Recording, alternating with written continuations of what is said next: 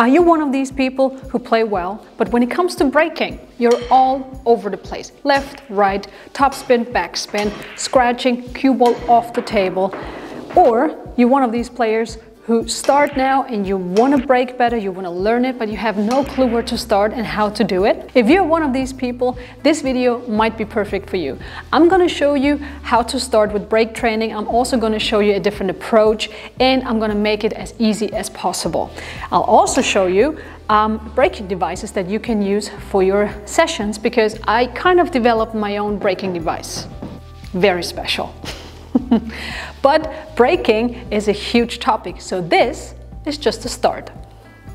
And just an important information on the side, I'm going to split this video into 2 parts. But don't worry, there are only going to be like 3 days in between, so you don't have to wait too long for the second part. So overall, in both videos, we're going to talk about 6 steps, so 3 each. In this video, we will talk about theory, we will also talk about stance and technique, and the third part will be movement.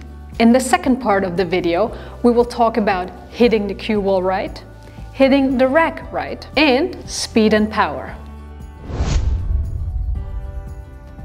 So I think the biggest problem in my point of view is that people go to the table, they have never practiced the break, so they just try to hit it with full power, full speed, and then they're quite surprised with the outcome and with the bad result, and that it's totally inconsistent. So very often the problem is that they actually start here and not here. So they start at step number 10 instead of step number 1.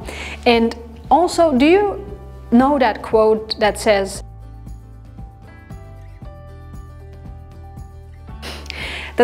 I see that very often with players. It's like they keep hitting the rack hard and they're not changing anything. They're not looking closer at the details, thinking, maybe I should practice something. Maybe I should take it down a notch. I'll give you another example. Let's say you are learning how to play a draw shot. Do you think you're going to start with a full table maximum draw shot? I don't think so. I think you're probably going to start with a short draw shot, and you're going to focus a lot on the cue delivery, stroke, technique, follow through, where to hit the cue ball, and you're going to take it step by step. And then as soon as you get better, then you will increase the distance, right? And also keep in mind that when you look at breaking 20 years ago, let's say 9-ball, we had one break really. It was full power frontal 9-ball break. It looked great, but that was pretty much it. Nowadays you have like the normal break, you have the cut break, you have the metronome cut break, you have the break box, you have racking with the magic rack or with the normal rack, you have 1-ball on the spot, you have the 9-ball on the spot. So all of this is a bit overwhelming, don't you think? You need so many different types of breaks too, and also different type of breaks for different disciplines. And that's the reason why I think it is so important for beginners and amateurs to literally break it down. We need step 1, not step 10. That's where we need to start. So I think it's pretty safe to say that the break shot is a pretty high demand shot. It is very, very difficult because of all the movement, all the moves that you need to put together to create that one powerful stroke. When you break, every single muscle is tense, and on top of all the movement, you want to hit the cue ball right, you want to hit the rack right, and you want all that power to go into the rack. Overall, I think it's safe to say that men have a more powerful break than women, but I think it's very simple. It is a matter of muscle too, and men just have more muscle. But when you look at my break, I think I can show you that women can break hard, and what's more important, hard enough. Because too much power that you cannot control is not going to help. What you need is an acceleration of the cue through the cue ball. I believe, and that's just me believing, okay, that timing is the key. The timing of all those moves coming together in the right moment where you hit the cue ball. So sometimes I look at players and I feel like they have a body movement, but it's not getting where it's supposed to be. It's like either the body is too fast or it's too late, or they're having some kind of movement that got nothing to do with the stroke itself. Because it's not just one big movement, it's all single moves that come together step by step, creating this one big movement, and therefore you need a good timing. Stance and technique. Now this is kind of a difficult topic because it's so big. And keep in mind that stance and technique might change according to the type of break you need to play. I, for example, of course, stand differently or use a different technique when I play a 9-ball cut break than when I play a normal 9-ball powerful break or even a 10-ball break from the center. So just keep that in mind. But we are talking about a normal, straight-on, powerful 9-ball break. So let's look at some key points when it comes to stance and technique. The position of your feet and the question if you should bend or stretch your legs. The position of your upper body and your head. The position of your breaking arm. And last but not least, the bridge hand and the elbow. When it comes to my front elbow, I always bend my elbow. It brings me closer to the cue ball, and in this case I can also put it on the table, makes me more stable. And since you're about to move, I think it's much more important to bend your joints because that means your body is prepared for the movement that's about to come. You can try and stretch it out. I find it very uncomfortable, but it's totally up to you what you like to do. And in this case, I'm breaking off the rail, so of course I'm using the closed bridge off the rail. I would never use an open bridge. A big difference that you will see with players is the position of the upper body. Very often you see players create a little bit of extra room between the head and the cue. So in this case, I'm also standing a bit more upright and just give myself a little bit of extra room.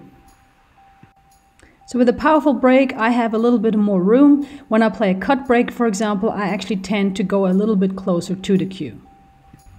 And what you will also see is the position of the feet. Very often players stand a bit closer with the feet. It feels like it's a bit more compact when it comes to breaking. You don't have to. You can stand like you would do with normal shots. So try it out, what feels good for you, but it's just something that I want you to know, that players tend to stand a bit closer with the feet. And just like with every other shot, you want to have the right angle in your elbow, in your breaking arm when you hit the cue ball. In this case, I'm grabbing the cue a bit shorter, and that is because of my body movement going forward. So in that case, I have then the right angle in my breaking arm when I hit the cue ball. I know with my body movement it's a bit hard to see. For example, I take my time when I line up for the break. I grab the cue with a firm grip. I have a stroking rhythm. I pause before the cue ball, and then a slower backswing helps me with the accuracy. Also understand that the cue delivery will always go up and down because of the body movement, sometimes a bit sideways because of your arm movement. When it comes to the bridge hand, there is one rule: it needs to be stable. So when you're breaking off the rail, obviously you're using the closed bridge off the rail. When you are breaking from the center, for example 10-ball and 8-ball, you use the closed bridge hand. You will see players breaking from the center with an open bridge, but please don't forget they're mostly pros, they know how to do that, they have a good cue delivery. For me, that's a no-go for beginners or amateurs. The length of the bridge hand is personal preference, but I always suggest to my students to be a bit closer than to be too long. I think it just helps with the accuracy. So when you work on your break, please make sure you think about these key points, you try it out, see what works for you, what feels good, what feels stable and comfortable. You can always learn from the pros, but please never ever just copy anything. Because when you look at my movement, my break for example, it is unique. I learned it as a kid, so to me it comes totally natural. So you can learn from pros, talk to them, learn from them, but never ever just copy anything. Try it out, and please always find something that works just for you. One thing I would always do is to bend the legs a little bit, maybe even the front arm. Because fact is, think about other movements in sports. Let's say you are standing somewhere and you have to get ready to move. You would never straighten out your legs, you would always bend them a little bit, because that will prepare the body for the movement that's about to happen. That's the same thing with breaking. No matter how much you move, you will move when you break, so therefore prepare your body a little bit for that.